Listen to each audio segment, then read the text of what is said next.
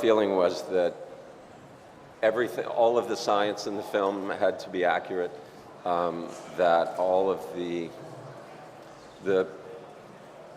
scenes in which the virus was discussed or shown visually had to be absolutely realistic and plausible. Otherwise, we felt we weren't sort of advancing our ideas very well, or contributing to this genre. The one thing I talked to Stephen about was putting some weight on, because the guy was supposed to have been out of work for a year, and we wanted him to kind of look like he'd been kind of sitting on the couch a little bit. So that was what I did. It's very helpful to have movie stars playing as many of these roles as you can, because you're throwing so many characters and so much information at the audience. It's very helpful for them to get a sort of reference point to hold on to. There's a reason that movie stars have existed since the beginning of cinema. You know, it's good for the audience. They like to have people they can identify with. I think that if death by virus was a punishment for extramarital affair, there'd be about 3 dudes left in this room right now. Maybe less, because we are in Italy, but I didn't make that connection. I think, you know, we're all human beings. We're all fallible, and she, you know, is in a situation where, you know, this is just where she is, and I didn't judge her at all for that. She's a very human woman going through something, and she just happens to be in the wrong place at the wrong time. And I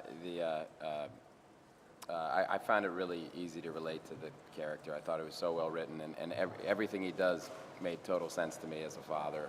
I think it will make sense to the audience too. He's just pretty much trying to protect his remaining family, and though in my real life I do fancy myself more of an action hero, I was able to find a way to relate to the guy. Steven, down here, please. Steven, please, in the center. Thank you. Steven! Front of you! Front of you! On your left! Left!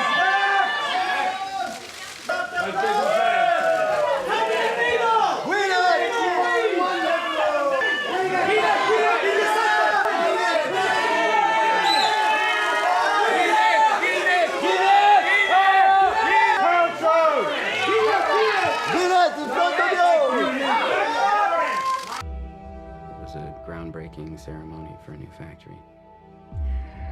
Did she mention seeing anyone who was sick? Anyone on a plane, the airport? No, she said she was jet-lagged. The average person touches their face 3 to 5 times every waking minute. In between, we're touching doorknobs, water fountains, and each other. Matt. No, go up to your room, honey. So we have a virus with no treatment protocol and no vaccine at this time. You had a seizure this morning, Beth. Does she have a history of seizures? No. Allergies? Hi, I've got a John Bleasdale film philosophy. You know, you can't avoid having this question about comparing this film to Dogtooth, but obviously if you hadn't seen Dogtooth, I mean, we wouldn't have to discuss this. But since you have, I think it's quite a different film, because to me it's exactly the opposite, basically. It's Everybody to your left, thank you. In front. Yeah.